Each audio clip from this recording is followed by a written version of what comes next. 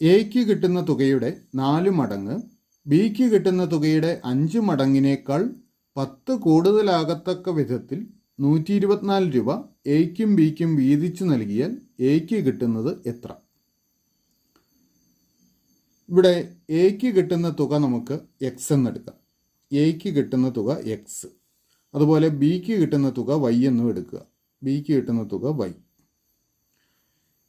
അങ്ങനെയാണെങ്കിൽ ഇവിടെ 124 രൂപയാണ് എക്കും ബിക്കും കൂടെ വീതിക്കുന്നത്. അതായത് എക്സും വൈയും കൂടെ കൂട്ടിയാൽ 124 കിട്ടണം. എക്സ് പ്ലസ് വൈ സമം 124 എന്നൊരു ഇക്വേഷൻ നമുക്ക് കിട്ടും. അതുപോലെ എക്ക് കിട്ടുന്ന തുകയുടെ 4 മടങ്ങ്. എക്ക് എക്സ് കൊടുക്കുന്നു, അപ്പോൾ അതിൻ്റെ 4 മടങ്ങ് എന്ന് പറഞ്ഞാൽ 4x. ബിക്ക് കിട്ടുന്ന തുകയുടെ 5 മടങ്ങിനേക്കാൾ 10 കൂടുതലാകണം. ബിക്ക് കിട്ടുന്ന തുക വൈ ആണ്, അതിൻ്റെ 5 മടങ്ങ് 5y എന്ന് വരും. അതിനേക്കാൾ 10 കൂടുതലാകണം. അപ്പോൾ 4x എന്ന് പറയുന്നത് 5y പ്ലസ് 10നോട് തുല്യമായിരിക്കണം. ഇവിടെ എക്സ് പ്ലസ് വൈ സമം 124 ഉണ്ട്. ഇതിൽ നിന്നും നമുക്ക് y സമം 124 മൈനസ് എക്സ് എന്ന് എഴുതാം. y സമം 124 മൈനസ് എക്സ്. വൈയുടെ ഈ വില നമുക്കിവിടെ ഈ ഇക്വേഷനിൽ കൊടുക്കുക. അതായത് 4x സമം 5 ഇൻറ്റു വൈക്ക് പകരം 124 മൈനസ് എക്സ്. 124 മൈനസ് എക്സ് അധികം 10. ഇനി ഇത് നമുക്ക് സിംപ്ലിഫൈ ചെയ്യാം. സിംപ്ലിഫൈ ചെയ്ത് എക്സ് കണ്ടുപിടിക്കാം. 4x സമം ഈ 5 കൊണ്ട് ഈ ബ്രാക്കറ്റിലുള്ളതിനെ ഗുണിക്കുന്നു. 5 ഗുണം 124. 5 ഗുണം 124 620 കിട്ടും. 620 മൈനസ് 5x. 5 ഗുണം മൈനസ് എക്സ് 5x പ്ലസ് 10 എന്ന് വരും. അതായത് ഈ മൈനസ് 5xനെ കൂടെ നമുക്ക് ഇടതുവശത്തേക്ക് കൊണ്ടുപോകാം. അപ്പോൾ പ്ലസ് 5x ആവും. 4x പ്ലസ് 5x സമം 620ഉം 10ഉം കൂടെ കൂട്ടുമ്പോൾ 630. അതായത് 9x സമം 630 എന്ന് കിട്ടും. അല്ലെങ്കിൽ എക്സിൻ്റെ വാല്യൂ 630/9 വരും.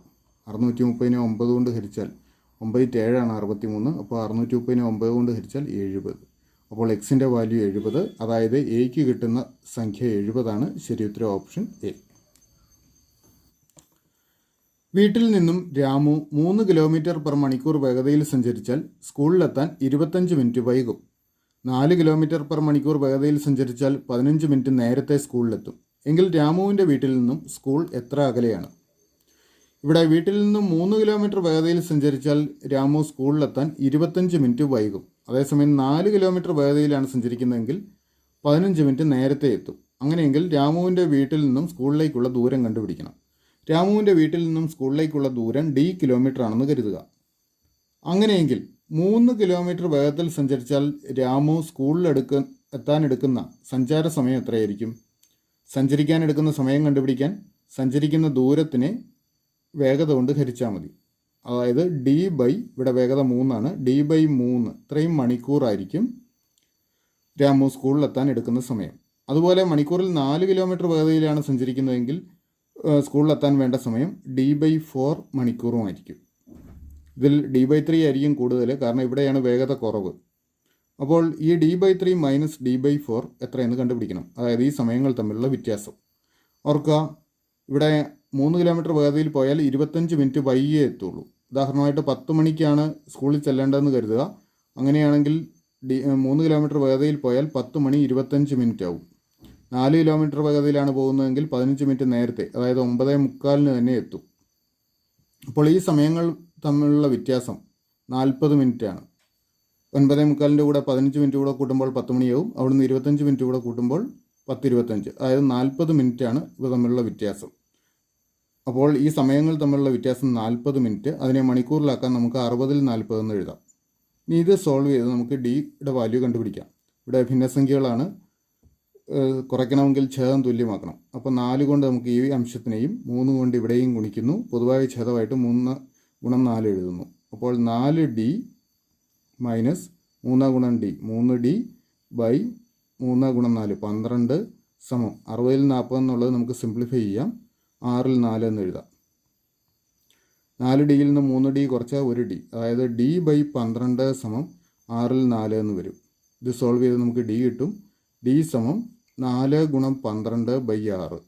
12നെ 6 കൊണ്ട് ഹരിച്ചാൽ 2, 4 2 8.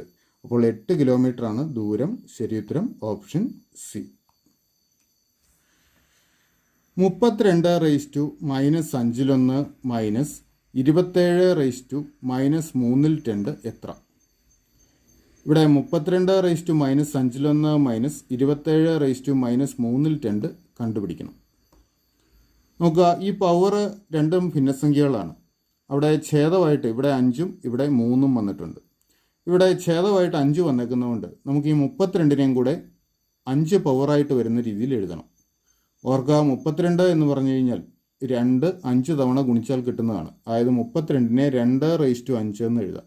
32 എന്നുള്ളത് 2⁻5. അപ്പോൾ ഇത് 2⁻5 ദി ഹോൾ റേസ് ടു -5 എന്ന് വരും.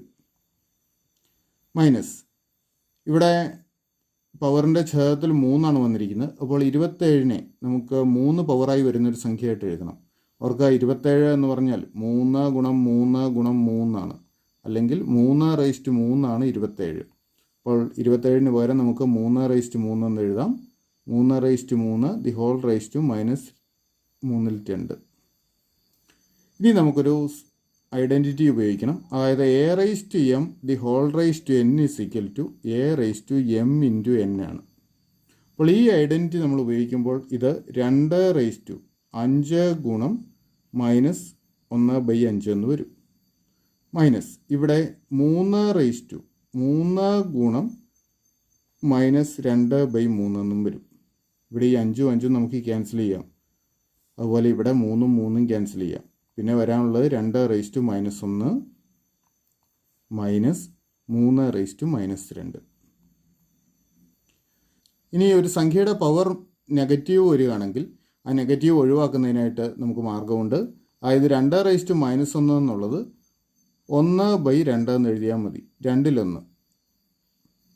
അതുപോലെ 3⁻2 എന്നുള്ളത് 1/3² എന്നാക്കാം. അതായത് 2/1 മൈനസ് 1/3². 3ൻ്റെ സ്ക്വയർ 9 ആണല്ലോ, 9/1 എന്ന് വരും. ഇനി ഇത് സിംപ്ലിഫൈ ചെയ്താൽ മാത്രം മതി. ഛേദം തുല്യമാക്കണം. അപ്പോൾ 9 കൊണ്ട് ഇവിടെ ഗുണിക്കുന്നു, 2 കൊണ്ട് ഇവിടെ ഗുണിക്കുന്നു. 9 മൈനസ് 2 പൊതുവായ ഛേദം 2 ഗുണം 9 18 എന്ന് വരും.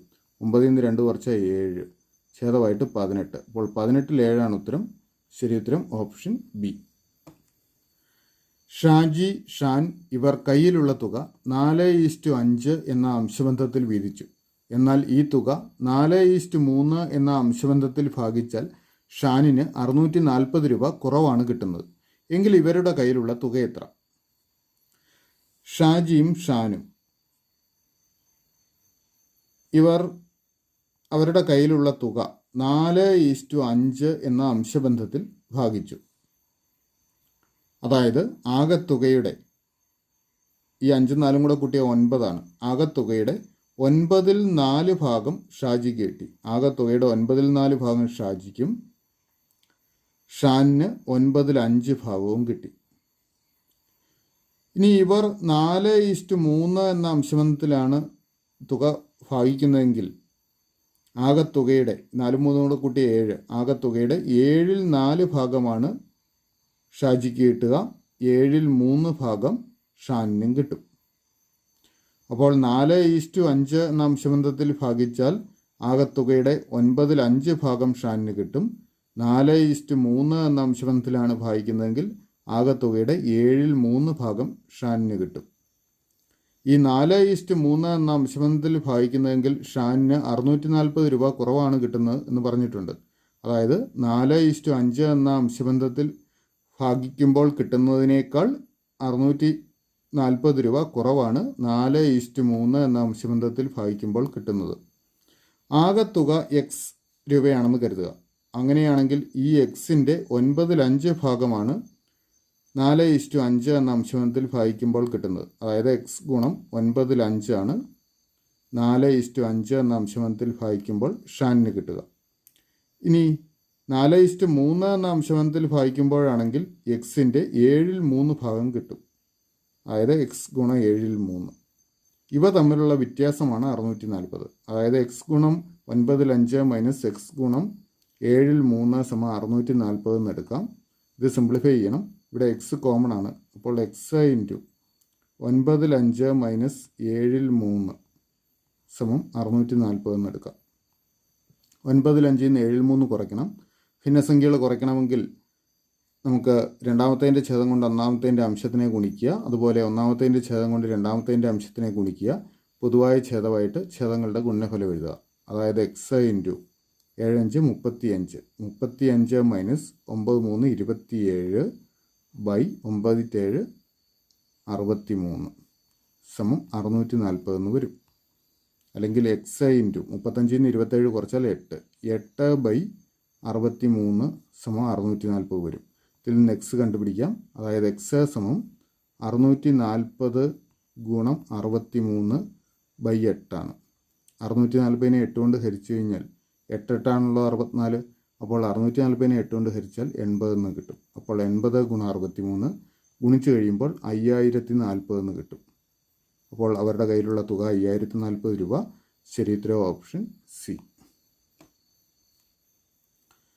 ഷാജി ഒരു നോവലിൻ്റെ 9/2 ഭാഗം ശനിയാഴ്ച വായിച്ചു. ബാക്കിയുള്ളതിൻ്റെ 1/3 ഭാഗം ഞായറാഴ്ചയും വായിച്ചു. ബാക്കിയുള്ള 160 പേജ് തിങ്കളാഴ്ചയും വായിച്ചു. നോവലിൽ എത്ര പേജുണ്ട്?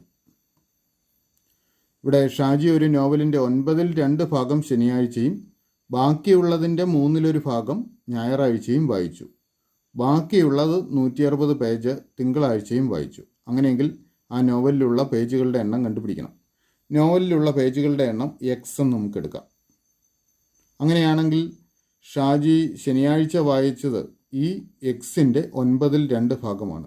എക്സ് ഗുണം 9/2 ഭാഗം ശനിയാഴ്ച വായിച്ചു.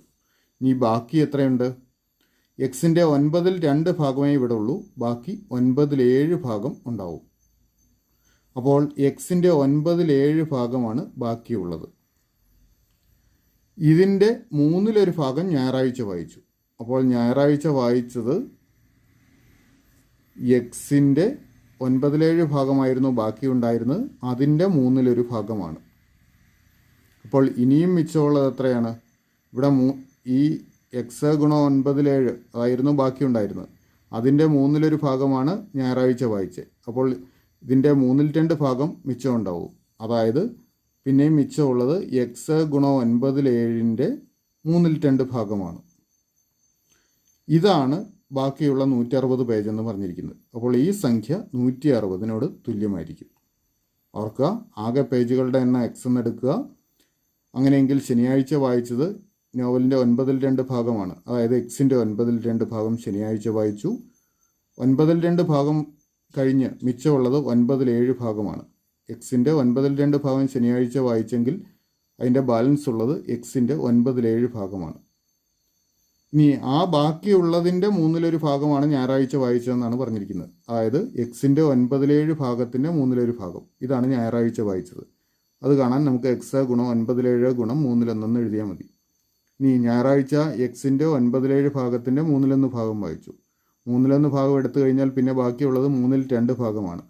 അതായത് ബാലൻസ് ഉള്ളത് എക്സിൻ്റെ 9/7 ഭാഗത്തിൻ്റെ 3/2 ഭാഗമാണ്. അതാണ് തിങ്കളാഴ്ച വായിച്ച 160 പേജ്. അപ്പോൾ ഇത് സോൾവ് ചെയ്ത് നമുക്ക് എക്സിൻ്റെ വാല്യൂ കണ്ടുപിടിക്കണം. അപ്പോൾ എക്സ് സമം 160 ഗുണം ഈ 9 3 ഇവിടെ അംശത്തിൽ വരും. 9 ഗുണം 3 ബൈ 7 ഗുണം 2 എന്ന് വരും. 2 കൊണ്ട് 160നെ ഹരിക്കാം. അപ്പോൾ 80 എന്ന് കിട്ടും. 80 ഗുണം 9 ഗുണം 3 ബൈ 7 എന്ന് വരും. 80നെയും 9നെയും 3നെയോ 7 കൊണ്ട് നമുക്ക് പൂർണ്ണമായിട്ടും ഹരിക്കാൻ സാധിക്കില്ല. അപ്പോൾ ഇതിൻ്റെ ഹരണഫലം ഒരു പൂർണ്ണസംഖ്യയായിട്ട് കിട്ടില്ല. പൂർണ്ണസംഖ്യയായിട്ട് കിട്ടാതെ വരുമ്പോൾ പേജുകളുടെ എണ്ണം എപ്പോഴും പൂർണ്ണസംഖ്യയായേ പറ്റുള്ളൂ. അതുകൊണ്ട് ശരിയായ ഉത്തരം ഇക്കൂട്ടത്തിൽ കിട്ടില്ല.